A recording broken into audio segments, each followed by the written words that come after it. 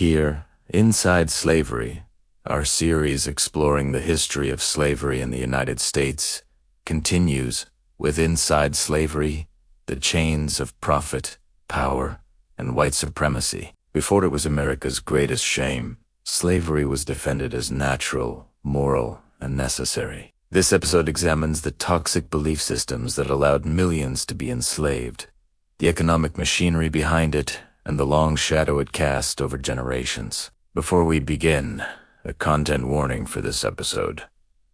We will be discussing slavery, racism, and violence against black people.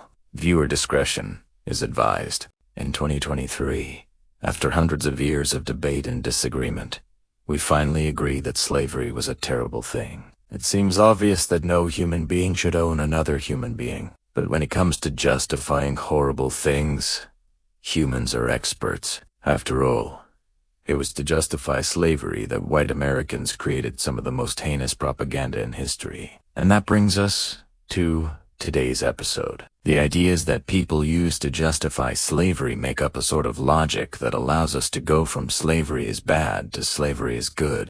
How does one arrive at that conclusion? Well, through three major arguments. 1. People who support slavery believed it was natural.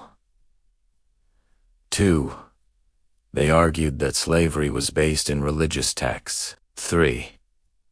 They claimed that black people were innately inferior to white people. These are not separate arguments, but rather all three work together to form a system of beliefs that makes slavery seem acceptable. And we can see these beliefs in action as early as 1619, with the arrival of the first enslaved Africans in Virginia. The argument of naturalness is one that appears throughout American history, each time supporting a new injustice. Manifest destiny, for example, was based on the idea that it was natural for the United States to expand across the continent. In the same way, slavery would become naturalized by its supporters as an inevitable part of society. John C. Calhoun, a senator from South Carolina, summarized this argument succinctly in 1837 when he said, "In a free country like ours, where the laws are made for and by the people themselves, it is absolutely necessary that they should be strictly moral and religious laws. In other words, without slavery, society cannot function properly." That's because, according to Calhoun and his contemporaries, slavery was simply the natural order of things. As George Fitzhugh, a pro-slavery Virginian, wrote, "The African is not made for freedom. His ascension to freedom is his destruction." For people like Fitzhugh and Calhoun, slavery was natural, not just because it was necessary, but also because it was inevitable. If, as they believed, black people were naturally inferior, then enslaving them was not only justified, it was also unavoidable. But there was also a financial aspect to this argument of naturalness. By portraying slavery as an institution ordained by God himself, slaveholders could claim that interference from outsiders was not only futile, but also sinful. As Anthony V. Turducat, an enslaved man from Louisiana, explained, "When once a man becomes a slave owner, he is like to be one for life. For how can he give up his property which God has given him?" And as the abolition movement grew in the 1800s, the argument of naturalness took on a violent edge. The threat of what abolitionists called Negro rule imagined a world where black people ruled over their white masters. Even more important than this argument of naturalness was the way that white Southerners used religion to justify slavery. If slavery was seen as a divine institution, then those who wanted to abolish it were actually opposing God himself. And nowhere is this more apparent than in the Bible. Slaveholders frequently cited the story of Joseph and his coat of many colors to prove that slavery was ordained by God. And the pro-slavery argument goes something like this. When Joseph is sold into slavery by his brothers, God intervenes to make Joseph a powerful official in Egypt. He then uses Joseph's power to save his family from famine and makes Joseph second in command in the entire nation. For slaveholders, this story proved two things. 1. God sometimes allowed slavery to happen. 2. Enslaved people could rise to great heights under the right master. But perhaps the most famous biblical justification for slavery comes from Paul's letter to Philemon, which reads, "Slaves, obey your earthly masters with fear and trembling, doing your best to please them in everything, not only while they are watching, hoping sincerely to win them to God." This passage, along with others like it, was often used to support the idea that slavery was a positive good, both for the enslaved person and for society as a whole. And the religious dimension of slavery even extended to enslaved people themselves. Many preachers in the antebellum South were ordained ministers, some of whom had themselves been enslaved. These preachers taught that God had ordained slavery and that resistance to it was futile. Nat Turner, the leader of one of the largest rebellions in U.S. history, heard this message during his youth. And although he eventually rejected it, this kind of preaching demonstrates the ways that slaveholders used religion to maintain control. The third argument to justify slavery was a strange one, namely that black people were naturally inferior to white people. And this wasn't just a belief held by slaveholders, but by many Americans more broadly. This widespread prejudice is demonstrated in the racial science of the time period, which made pseudoscientific claims about the inherent inferiority of black people. Some theories claimed that black people were the descendants of Cain, the biblical murderer. Others said that black people were naturally unintelligent and childlike, and others still went so far as to say that black people weren't even human. Perhaps the most common theory about black inferiority came from Thomas Jefferson, who claimed that black people were naturally less intelligent than white people. According to Jefferson, this lack of intelligence stemmed from the amount of brain matter in black people's skulls, which were supposedly smaller than those of white people. Now, while this isn't true, scientists have found that brain size varies greatly depending on body size, and larger bodies require larger brains to operate properly. Therefore, black people's smaller brain size was not evidence of lower intelligence, but rather a reflection of their smaller body. Still, the theory stuck around and was used by everyone from Jefferson to Abraham Lincoln. And here's where the argument of naturalness and the argument of biblical authority come together. See, if black people were really less intelligent, if they were closer to children than adults, if they were closer to animals than people, then it made sense that they needed white masters to guide them, and it made sense that this guidance came in the form of domination. All three of these justifications for slavery work together to create a terrible logic that supports chattel slavery. Chattel slavery is a form of slavery in which the enslaved person is considered property for the purposes of inheritance. Chattel slavery is different from other forms of slavery, such as indentured servitude, in which the enslaved person works to pay off a debt or a fine. In chattel slavery, the enslaved person is bought and sold and is passed down like any other piece of property. The enslaved person has no rights and no hope of freedom. So why did white Americans use all three of these arguments? First, they wanted to appear morally in the right. Slavery was, after all, morally reprehensible. So slaveholders used religion and pseudoscience to convince themselves and others that it was actually a good thing. Second, they wanted to prevent outsiders from interfering in their economy. By claiming that slavery was ordained by God, slaveholders could claim that interference from outsiders was sacrilegious. Finally, the three arguments worked together to ensure that enslaved people never fought back. If slavery was natural and good and black people were naturally inferior, then any attempted rebellion was futile. At best, it would be misguided. At worst, it would be downright evil. Now, while these arguments may seem ridiculous, they do have a long history, and similar pseudoscientific racist arguments are still used today to justify discrimination and violence against black people. Moreover, these beliefs weren't just used to defend slavery, they helped to create it. Before the arrival of the first Europeans in North America, there were no laws or customs to protect enslaved people, nor were there any beliefs that one race was inherently inferior to another. Slavery existed, but it looked very different. In many societies, enslaved people were able to earn their freedom or pass on their status to their children. They also had legal protections that prevented their enslavers from killing or maiming them. But in the Americas, Europeans changed all of that. And this new type of slavery, chattel slavery, required a new way of thinking, a way of thinking that produced the pseudoscience of racial hierarchy, a way of thinking that led to the horrific propaganda we're exploring in this series.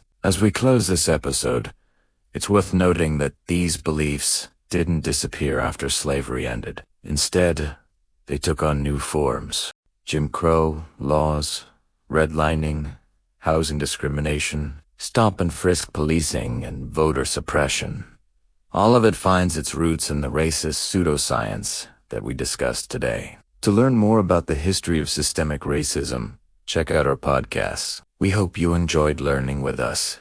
To keep these videos free for everyone forever, please consider making a donation. Manifest Destiny, a term coined in 1845 to describe the 19th century ideology that it was the United States' God-given right to expand across the North American continent. But what did manifest destiny actually look like? What were its effects on the people who lived in the lands that the United States claimed as their own? And why is understanding manifest destiny important for understanding American history today? In these series, we bring you new episodes every week. And if you want more episodes, please support us through the provided channels. We are excited to introduce our new series. Over the next several weeks, we'll be going through the major themes of the APUS history curriculum. So if you need help getting an A in your class and a 5 on your exam in May, then this series is for you. The best way to get the most out of this series is to watch one episode each day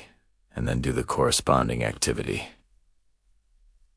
And now let's begin. The United States was not the first nor the only country to believe it had a God-given right to expand across a continent. But the intensity with which Americans embraced the idea of manifest destiny during the 1840s and 1850s is worth some serious consideration. At the time, many Americans really believed that God himself had ordained their nation to expand across the North American continent from sea to shining sea, and they believed that any obstacles in their path, whether natural or otherwise, were put there by God himself for them to overcome.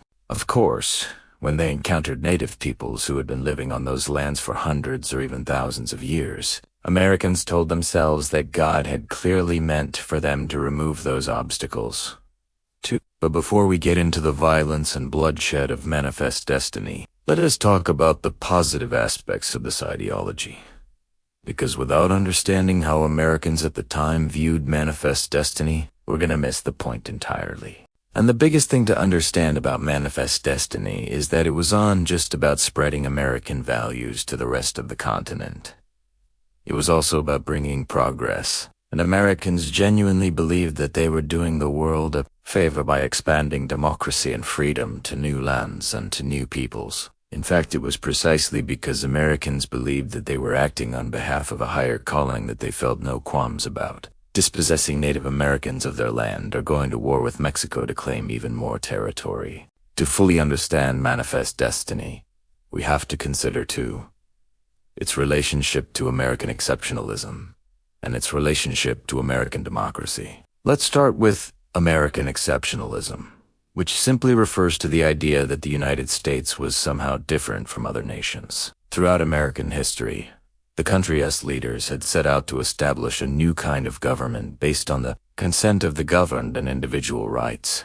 By the mid-1800s, Americans believed that their system of government, with its emphasis on liberty and self-determination, was not only the best in the world, but it was also destined to spread throughout the rest of the world. American exceptionalists believed that the United States was a beacon of freedom in an increasingly dark world, and they felt compelled to share that light with everyone around them. And this brings us to American democracy. As the United States grew throughout the early 1800s, more and more white men gained the right to vote and hold office, and by the 1840s, most of the country was politically engaged and optimistic about the future. In fact, the second-party system which emerged in the 1830s and dominated American politics up until the Civil War was characterized by intense political competition between Democrats and Whigs, all while maintaining a basic agreement that democracy was good and the country's future would continue to be bright.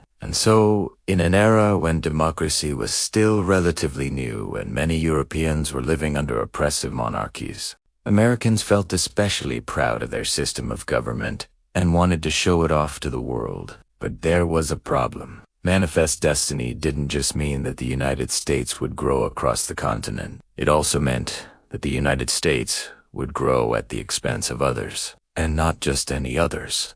Mind you, Manifest destiny came at the same time as the Second Great Awakening, a period of intense religious fervor across the country. And this meant that when Americans encountered native peoples and Mexicans living on lands that they wanted, they could tell themselves that God not only wanted them to possess these lands, but he wanted them to convert the heathens who already lived there. In fact, many Americans during this time period truly believed that Native Americans weren't even real people at all, but rather obstacles placed in their path by God for them to overcome. Now, if you've watched our videos on the treatment of Native Americans throughout history, you know that Americans have been systematically removing Native Americans since the very beginning.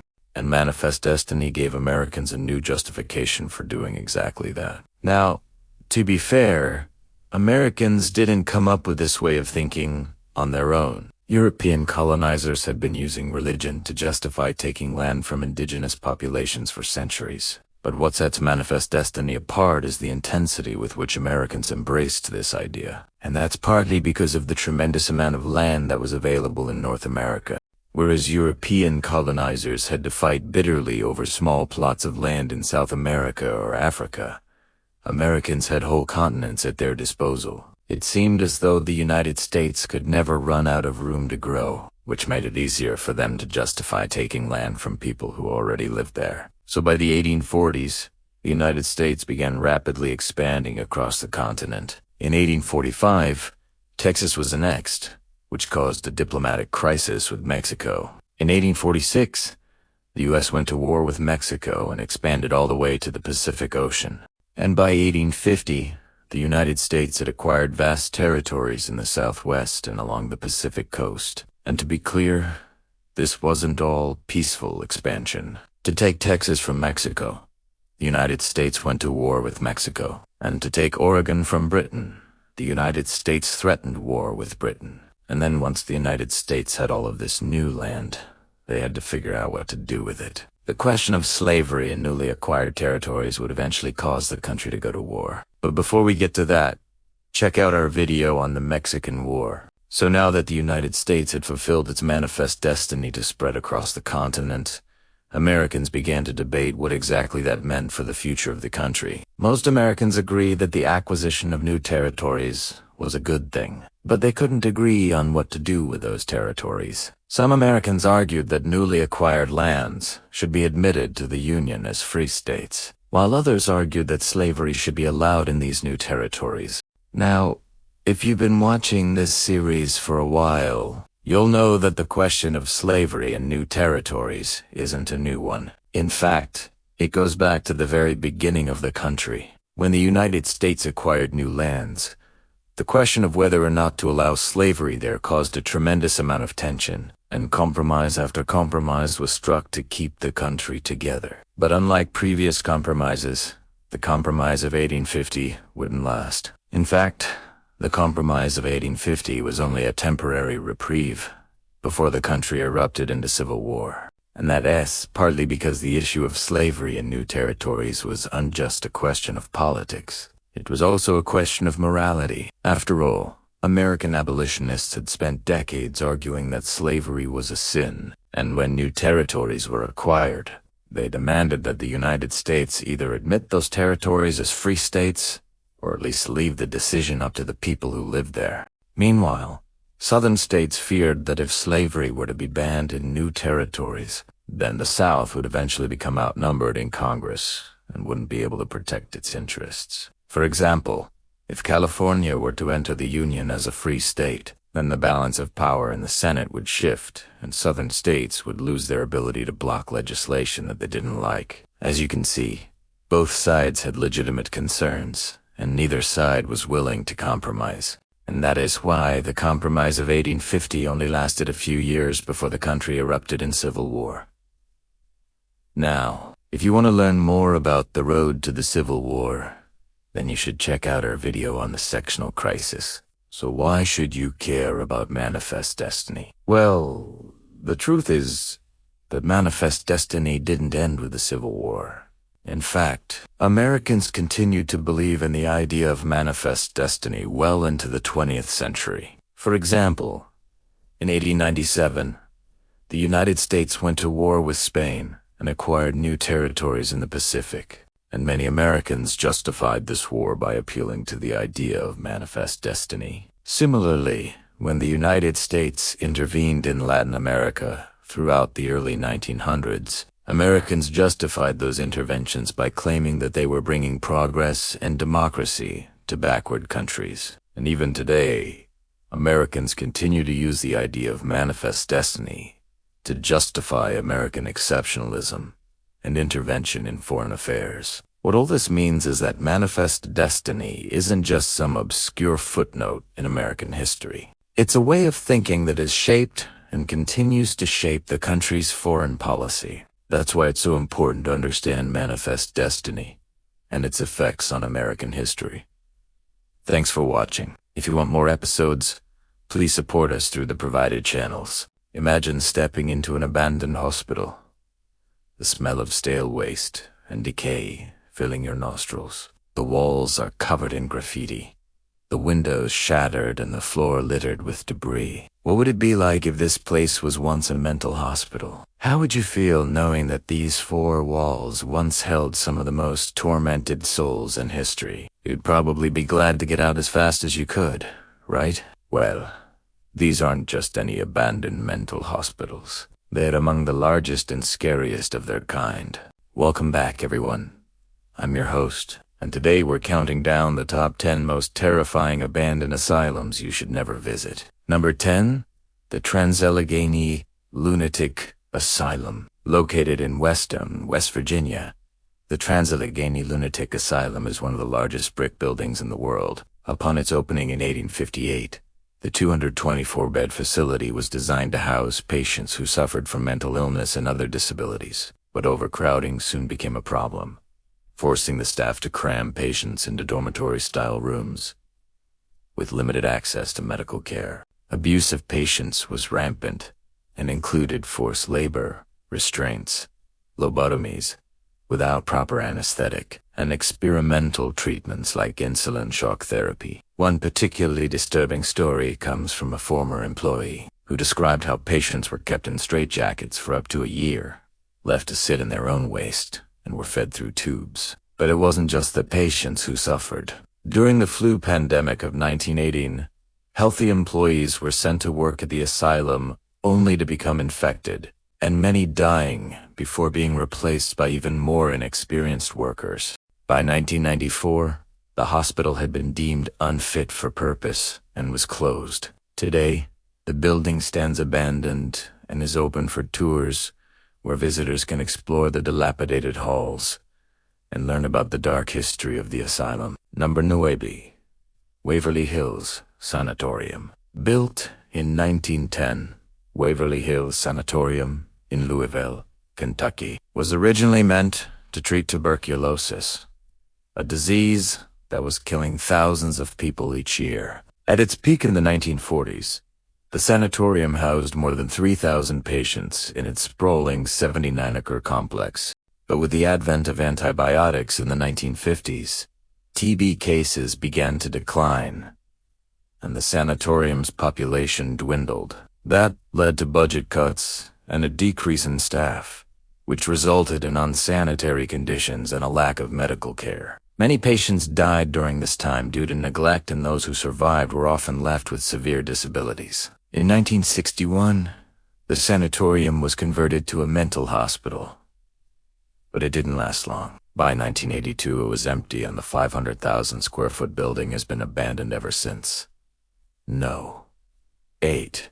Retreat for the Sick and Insane. Established in 1847 in North Carolina, the Retreat for the Sick and Insane was one of the first mental hospitals in the United States. Originally called the North Carolina State Hospital for the Insane, the hospital quickly gained a reputation for its inhumane treatment of patients. Doctors performed cruel experiments on patients without their consent, such as injecting them with ice water to see what would happen. Many patients died as a result of the experiments or were simply neglected and left to wander the grounds. One patient, Mary Reynolds, was committed to the hospital in 1909 and died 40 years later, in 1949. She was found wandering the halls with dirt on her clothes and hair, and she could unspeak or recognize anyone. The hospital continued to operate until 1993, when it was finally closed due to budget cuts and the rising cost of providing care. Since then, the hospital has stood empty, its decaying buildings a testament to the horrors that took place within its walls. Number 7. Gads Hill Sanatorium. Gads Hill Sanatorium opened in 1907 in Waterbury, Connecticut, with the goal of providing state-of-the-art treatment for tuberculosis patients. The hospital was modern for its time and featured spacious rooms and cutting-edge technology. However, it wasn't long before the sanatorium's dark side emerged. Overcrowding and understaffing became major problems, and patients were often left to fend for themselves. The hospital's reputation for mistreating patients grew, and by the 1950s, it was clear that the sanatorium needed to change. In 1963, the sanatorium closed, and the building was converted into a youth prison. But this new use didn't last long, as the prison was shut down just a few years later due to overcrowding and violence among inmates. Today, the former sanatorium stands abandoned, a sad reminder of a time when tuberculosis was a major health threat in the United States. Number 6. Danvers State Hospital. The Danvers State Hospital in Massachusetts was a mental institution that operated from 1874 to 1994. It had a long and troubled history, marked by overcrowding, understaffing, and horrific patient abuse. One of the most notorious aspects of Danvers State Hospital was its use of lobotomy as a form of treatment. Lobotomies were a procedure that was developed in the 1930s and involved severing connections in the brain. While the procedure was sometimes successful in calming agitated patients, it was often performed without proper medical oversight or consent from family members. This led to the deaths of several patients, including one woman who died after being lobotomized 3 times. The hospital also faced criticism for its inhumane treatment of patients, including the use of physical and chemical restraints, forced labor, and denial of basic medical care. In 1994, the hospital was finally closed, and the 125-acre campus was put up for sale. No. 5. Pennhurst State School. Pennhurst State School and Hospital in Spring City, Pennsylvania, was a state institution for people with intellectual disabilities that operated from 1908 to 1987. Throughout its history, Pennhurst was plagued by allegations of patient abuse and neglect. One of the most egregious cases of abuse came to light in 1971 when a patient died after being restrained for 14 hours. An investigation revealed a culture of abuse and neglect at the institution, leading to a class action lawsuit against the state of Pennsylvania. In 1986, Pennhurst was closed and the patients were transferred to other facilities. No. Ypsilanti State Hospital. In 1842, the Michigan legislature established the Ypsilanti State Hospital, originally called the Michigan Asylum for the Insane. At the time, there was a growing need for mental health treatment in Michigan, and the asylum was designed to be a state-of-the-art facility. However, the asylum quickly became overcrowded and understaffed, leading to a decline in the quality of care. In the early 1900s, the asylum began experimenting with new treatments for mental illness, such as lobotomy, but these procedures were often performed without proper medical oversight. In 1993, the hospital was closed and the property was sold. No. 3. Athens Asylum. Athens Asylum for the Insane was a mental hospital in Athens, Georgia that operated from 1842 to 1992. Throughout its history, the asylum was plagued by overcrowding, understaffing, and allegations of patient abuse. In the early 1900s, the asylum began experimenting with new treatments for mental illness, such as insulin shock therapy. However, these procedures were often performed without proper medical oversight and resulted in the deaths of several patients. In 1992, the asylum was finally closed. Numbered those. Eastern State Penitentiary. Eastern State Penitentiary was a prison in Philadelphia, Pennsylvania that operated from 1829 to 1913. At the time of its construction, the prison was considered to be a model institution with separate cells for each inmate and a focus on rehabilitation. However, the prison's solitary confinement practices quickly led to a decline in the mental health of many inmates. In the late 19th century, the prison began to experiment with new forms of punishment, such as the use of padded cells and restraints. These practices only made the prison more brutal and led to a number of inmate deaths. No. 1. Wisconsin State Hospital. The Wisconsin State Hospital in Madison, Wisconsin was a mental hospital that operated from 1848 to 1984. Throughout its history, the hospital was plagued by overcrowding, understaffing, and allegations of patient abuse. In the early 1900s, the hospital began experimenting with new treatments for mental illness, such as electroconvulsive therapy. However, these procedures were often performed without proper medical oversight and resulted in the deaths of several patients. In 1984, the hospital was finally closed and the building was demolished. Thank you for watching. Which of these abandoned mental hospitals scared you the most? Let me know in the comments below. And while you're there, make sure to hit that subscribe button so you don't miss any of my videos. I'll see you next time. Throughout U.S. history, fear has often trumped reason, leading to what social scientists call moral panics, when a perceived threat to the social order, usually having to do with sex, drugs, violence, or the occult, provokes mass anxiety and calls for extreme measures to be taken. Sometimes those calls are for more policing, sometimes for censorship, sometimes for outright bans. And while the targets of these moral panics are usually not the actual source of the danger, that doesn't stop them from getting in very big trouble. The most famous example of a moral panic resulting in overreaching prohibition is the nationwide ban on alcohol that lasted from 1920 to 1933. But there are plenty of other examples, going back a lot further. In 1692, a group of young women in Salem, Massachusetts, started having fits and screaming, and some of them even died. Now, this was during a time when there were a lot of stressful things happening in New England. There was a lot of disease, a lot of people were dying. So it wasn't totally out of the question that some people might have thought that maybe witchcraft was at work here.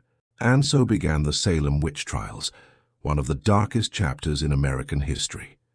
Mass hysteria led to 19 people being executed for witchcraft before the whole thing finally wound down. Fast forward to the early 20th century, and there's a growing movement to ban alcohol in the United States.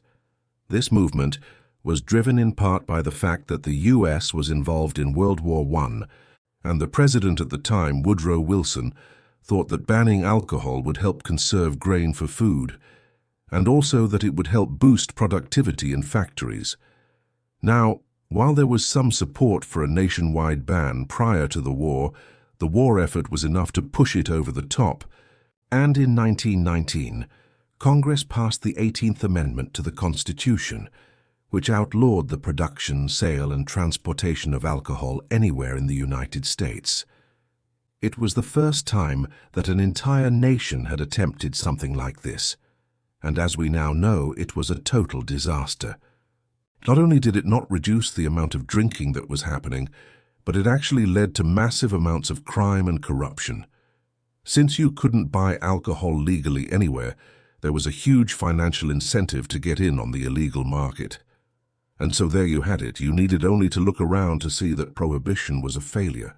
But still, It took another 13 years and the Great Depression before the 21st Amendment was passed in 1933, repealing the 18th. During the latter half of the 20th century, there were several different moral panics that resulted in overreaching attempts at censorship, most notably in the 1950s, when there was a campaign to remove allegedly subversive material from comic books. Then in the 1960s, there was a similar panic about rock music, which was seen as a threat to the traditional family values of the time. Some parents were even led to believe that rock music was part of a vast conspiracy by communists to undermine America. Of course, none of this had any basis in reality. There was no communist plot. But just as an example of how moral panics can snowball, the head of the FBI, J. Edgar Hoover, got involved, launching a campaign to have rock music labeled as a security risk. By the 1980s, there were similar concerns about video games, which some people believed were too violent. In 1984, amidst much fanfare, the video game industry created a self-regulating body called the Entertainment Software Rating Board, which has been in place ever since. Now, in more recent years, we've seen similar panics around drugs, around so-called satanic cults, and more recently, around the harms caused by social media. Moral panics are nothing new, and they probably won't stop anytime soon. That's because fear is a powerful motivator, and when people are scared, they tend to look for someone or something to blame, usually someone or something that is different than them. So the next time you hear some politician or religious leader or pundit blaming all the problems in the world on some harmless activity, or calling for a ban on some product or some piece of media, take a moment to remember that you're not actually in danger. It's them that you should be afraid of. I'm the author of a book about the history of censorship in the United States. One bad habit that you should erase before bed. You know how you're supposed to sleep at night and wake up in the morning? Well, the problem is that many of us don't. We stay up late scrolling through social media, watching TV, or just doing things on our phones. And when we do this, it's very easy for us to think that this is relaxing us. But what if I told you that this was actually stressing you out? In today's video, I want to expose the truth behind late-night scrolling and why it's not helping you relax. And I'll also share with you a simple 3-step nighttime routine that will help you calm your mind, so you can get the restful sleep that you deserve. There are basically 3 main problems with scrolling through social media, watching TV, or just looking at your phone before bed. The first one is that it stimulates your brain. When you look at your phone, your brain gets flooded with dopamine, which is a feel-good chemical. And because of this, it becomes harder to fall asleep. The second problem is that it keeps your brain active. Your brain is constantly trying to make sense of what you're seeing, and this keeps your brain from calming down and relaxing. And the third problem is that it exposes you to blue light. Blue light is a color of light that our brains associate with daytime, and this can disrupt your natural sleep-wake cycle. So, let me ask you this. Have you ever noticed that after you watch TV or scroll on your phone before bed, you have a hard time falling asleep? Or maybe you wake up in the middle of the night and just end up scrolling even more. And if you're like me, you might find yourself doing this for hours. The truth is that late-night scrolling is a habit that most of us have fallen into, because it feels good in the moment. It helps us relax and take our minds off of our problems. But in reality, it's a habit that's keeping us from getting the restful sleep that we need. But there is a solution. There is a simple 3-step nighttime routine that will help you avoid these common mistakes and make it easier to fall asleep. Step no uno. Put away your phone. Put your phone away across the room so you're not tempted to pick it up. Make sure to stick an Amazon Kindle on your bedside table. This is the best way to read without straining your eyes. Step no uno. Drink some herbal tea. Herbal teas like chamomile, lavender, and valerian root have been used for centuries to promote relaxation and sleepiness. You can also try drinking warm milk. There's a reason why kids drink warm milk before bed. It makes them sleepy. Step non tres. Take some deep breaths. Deep breathing exercises can help calm your mind and body. And here's a simple one that you can try. Breathe in for 4 seconds. Hold for 4 seconds. And then breathe out for 4 seconds. So, there you have it. A simple 3-step nighttime routine that will make it easier for you to fall asleep and get the restful sleep that you deserve. So, try it out tonight and see how you feel in the morning. And if you want to learn more about how to improve your sleep, please click here to watch my next video. Thank you so much for watching. Have a great day. Bye. There's an old saying that goes, you can't lift yourself up by your own bootstraps. And today we're going to talk about why we shouldn't pretend that we can. The idea that anyone can make it if they just work hard enough is not only untrue, but it's actively harmful. It ignores structural inequality in our society and places the blame on those who are struggling to get by. But this idea is deeply ingrained in American culture, and it is something that we need to challenge if we want to create a more just and equitable society. I'm the host, and this is Crash Course Geography. Now there's a lot of different ways to talk about the unequal access to resources and opportunities that different people have. And one way to think about it is through what geographers call a sense of place, which is the idea that our identity is partly created by where we are, like the neighborhoods, cities, states, and countries we live in shape our sense of who we are, because they have histories and geographies that precede us and will outlast us. And these histories and geographies come together to make unique places with particular cultures. And whether or not we feel like we have access to the resources and opportunities we need depends partly on where we are. For example, in 2023, median household income in Mississippi was around $47,000. That's almost $13,000 less than the national median. And even worse, around 17% of households in Mississippi had incomes below the poverty line compared to just under 10 nationwide. So there are some folks living in Mississippi watching this right now who might be thinking, well, yeah, I can't even afford to pay my bills, let alone save money to go to college or start a business. But the dominant story that we tell ourselves about how economic success happens is that it escaled down to personal responsibility. We call this the myth of the self-made man, which is based on the idea that everyone has the ability to make it on their own without any help from others. And this story typically starts with someone who has very little. Maybe they're homeless or poor, and then they work hard and pull themselves up by their bootstraps to become rich and successful. And while there are instances of people going from being poor to becoming wealthy, we ignore the bigger picture when we focus on those stories. Because according to the U.S. Census Bureau, the richest 1% of Americans own about 32% of the nation's wealth. In other words, a tiny percentage of the population holds a huge chunk of the country's wealth, which means most people do have the financial resources. They need to take risks, like starting a business.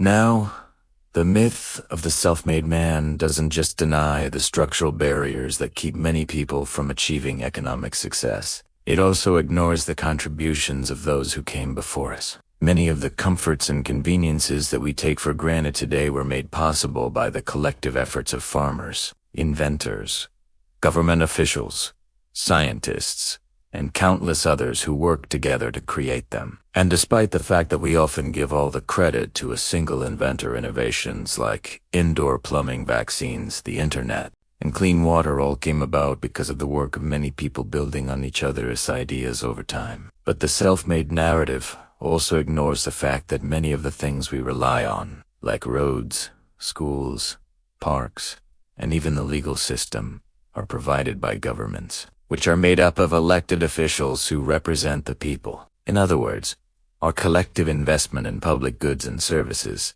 makes it possible for people to start businesses and pursue economic opportunities. And when we forget that, we not only ignore the people who made our current prosperity possible, but we lose sight of the fact that we, the people, are the ones who ultimately have the power to create positive change. So where did this idea come from? Well, The idea of the self-made man became popular in the United States during the 1800s, a time when rapid industrialization and urbanization were transforming the country. Back then, many Americans were drawn to stories of rags to riches, which followed the journeys of poor young men who, through hard work and determination, rose to become wealthy and successful business people. These stories, often written by authors like Horatio Algier, celebrated the entrepreneurial spirit and became deeply ingrained in American culture. And for a long time, this was a story that many Americans believed. After all, the U.S. did present itself as a land of opportunity, a place where anyone could make it if they just tried hard enough.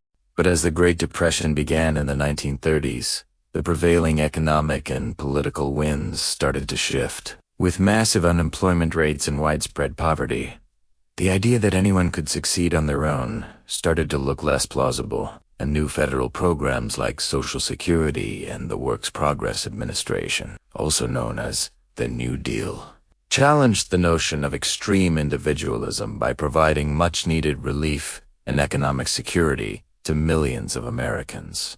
These programs, which offered things like unemployment insurance, cash assistance, and job training, helped people cope with the hardships of the Great Depression and emphasized the importance of collective action. Government assistance in times of economic crises. Then after the Second World War, the U.S. experienced a long period of relative peace and prosperity, and for a while, it seemed like the American dream of economic success was within reach for many people. But as economic conditions changed over the latter half of the 20th century, the myth of the self-made man once again came to the forefront. Starting in the 1980s, conservative political rhetoric began to revive the idea of rugged individualism, emphasizing personal responsibility and limiting government involvement in people's lives. This shift in thinking was partly a reaction against the social safety net programs that had been expanded in the 1960s to address issues like poverty and racial inequality, and the narrative that the government was a burdensome entity that hindered personal growth and economic mobility gained traction. As a result, discussions about welfare reform and work requirements emerged, reflecting a desire to shift the focus from government assistance to individual initiative. And while we tend to think of the United States as a place where everyone can make it if they try hard enough, other countries have a different story. For example, in countries like Denmark, Sweden, and Norway, there's a strong emphasis on equality and social safety nets.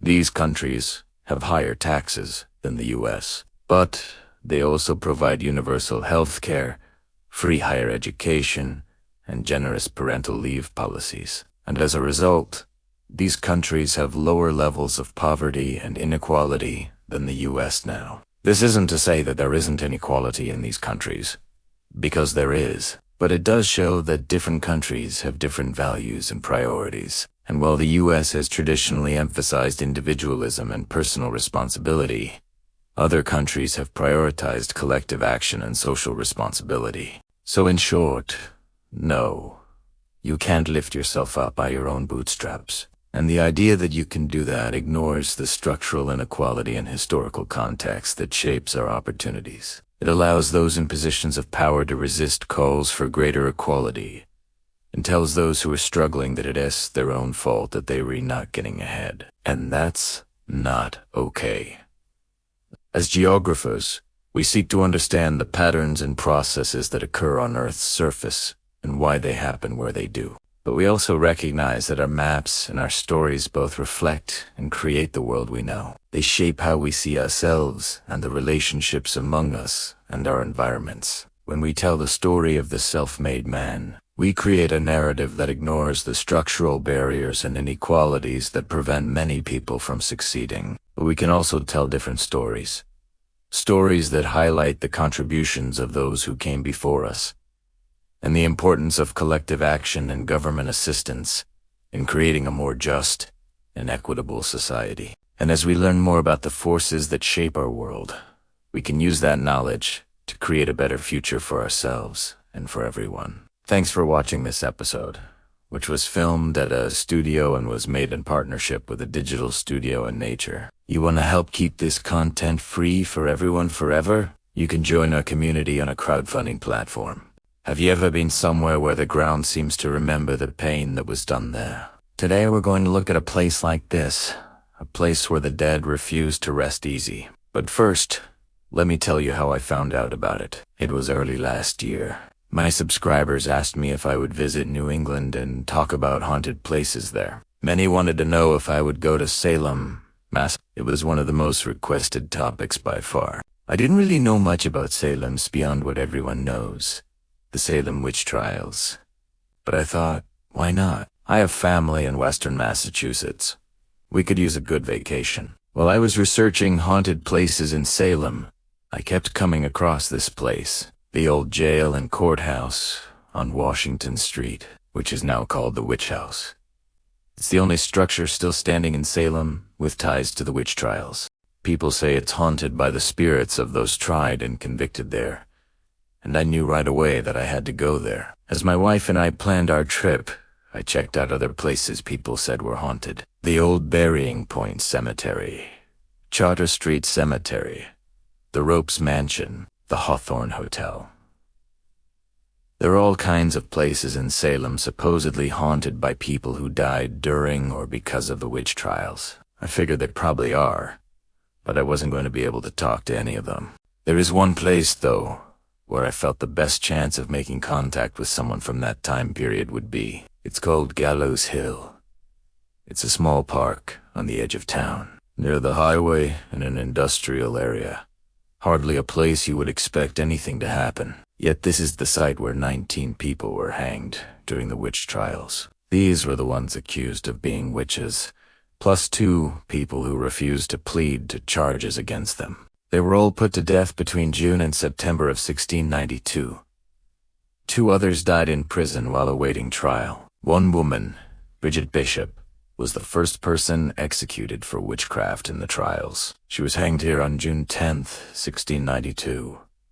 The executions ended up being public events. Spectators from all around New England came to Salem just to watch people die. After the hangings, the bodies were buried in the prison yard. No marks were made over their graves. The soil was later used to fill in a nearby marsh.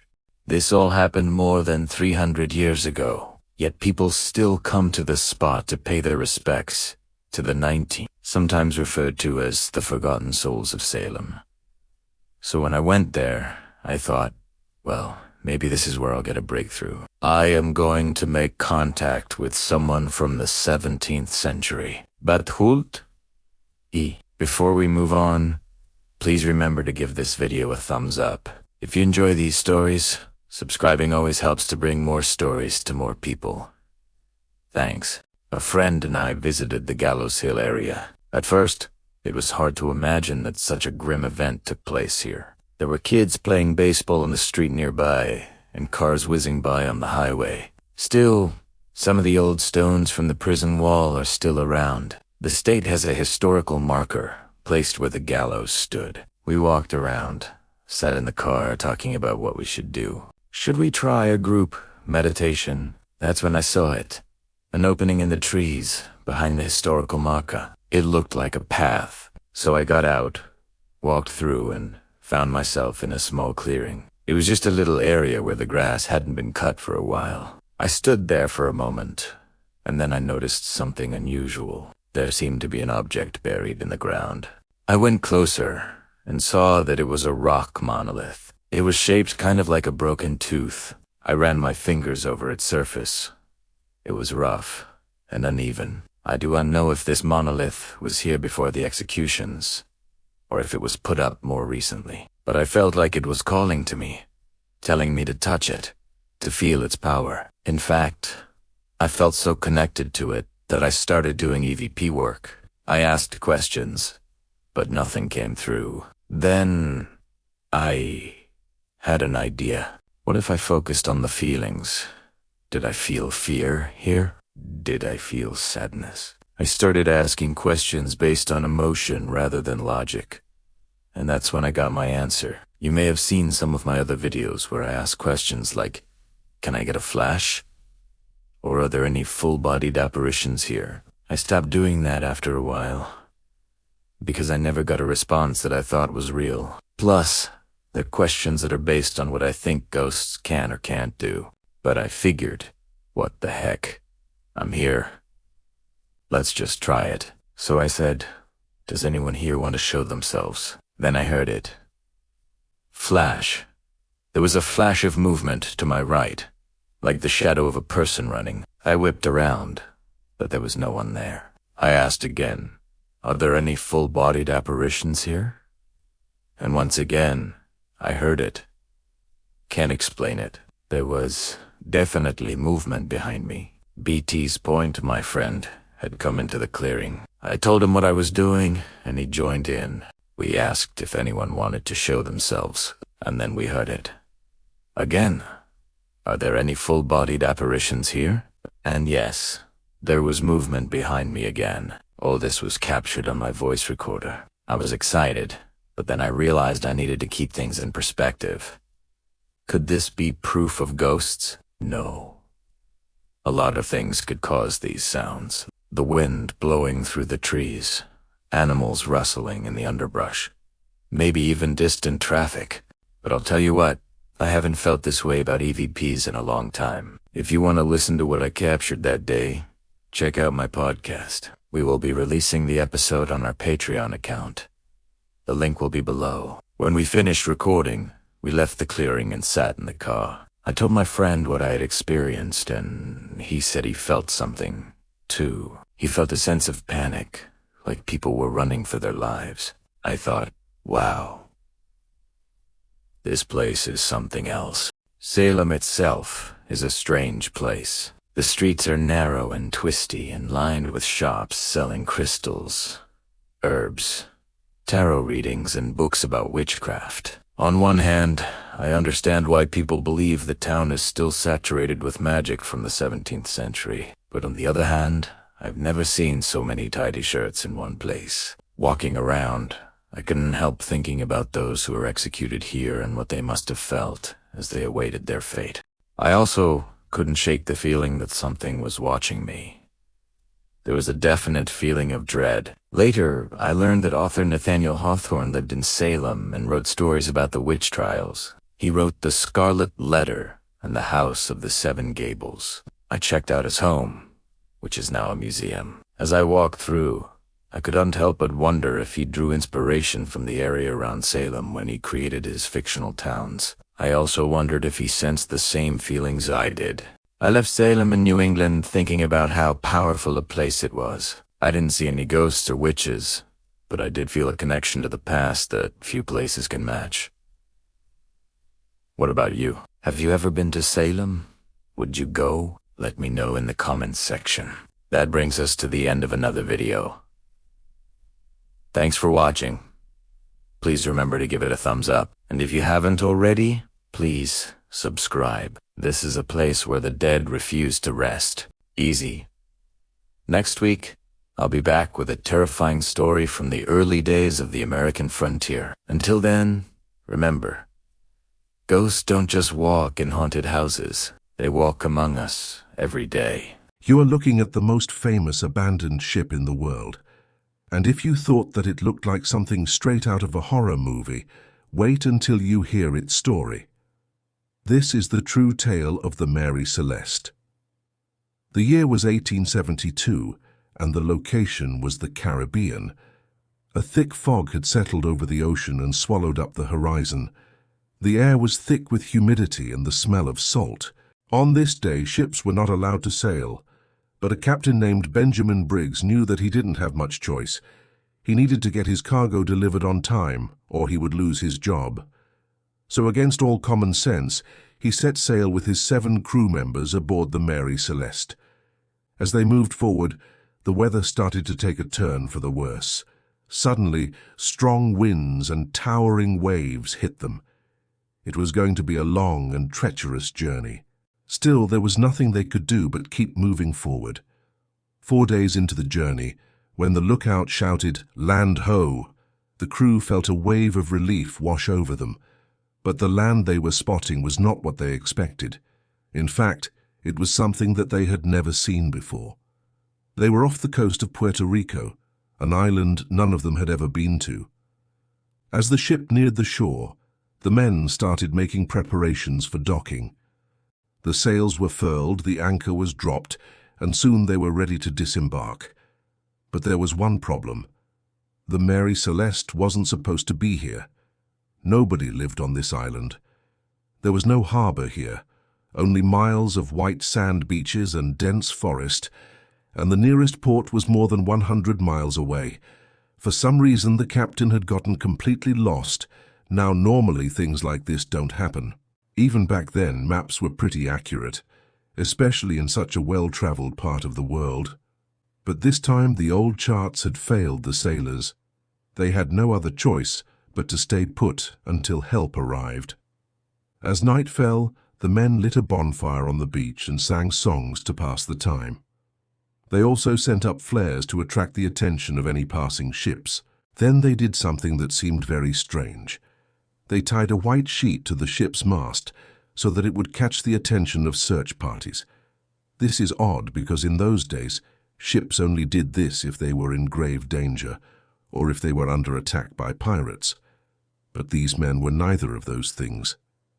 Day turned into night, and still nobody came. Food started running low, and the men became desperate. They began catching fish and eating berries to sustain themselves. They were tough, but they weren't prepared to survive for longer than that. After 5 long days, they decided to abandon ship and try to walk to the nearest port. They left a note explaining their actions and then started walking, but after a few miles they realized that it wasn't going to work. Either they would run out of food or be bitten to death by mosquitoes. Plus, the ship was carrying valuable cargo that they couldn't just leave behind. They returned to the beach and waited for another ship to arrive. And finally, on the 10th day, they were spotted, and a rescue party arrived to take them off the island. But what they saw when they boarded the Mary Celeste was beyond anything they could have imagined. You see, when they left the ship, they had tied up all the loose ends. They had put the fires out, secured the hatches, and even tied up the dog. But now everything was different. Some of the barrels on the ship were open, and food was strewn across the floor. The table had been overturned, and the dishes were broken.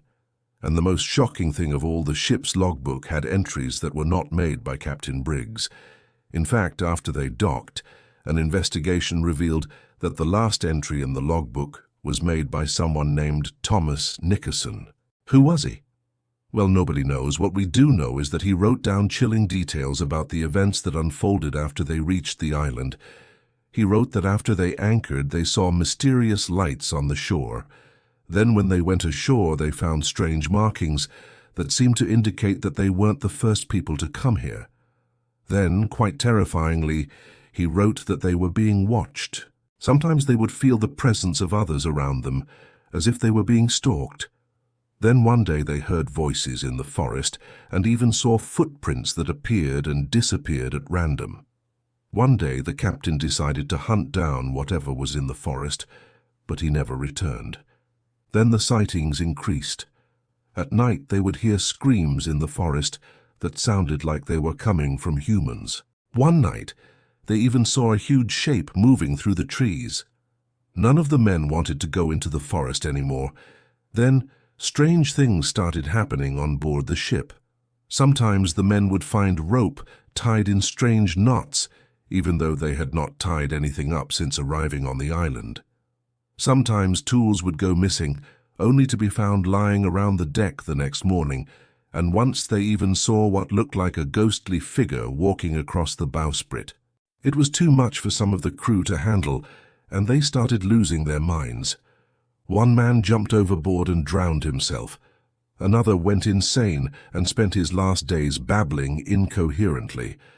The rest of them became too afraid to leave the ship, which is why they tied up the sheet to the mast to attract attention.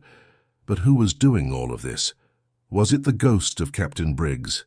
Maybe. Or perhaps the natives of this uncharted island were trying to scare them away. But the mystery doesn't end there. When the rescuers arrived, they found all the crew members dead on the ship. They had apparently died of starvation, but nobody had touched their bodies. As if whoever had killed them had also embalmed them.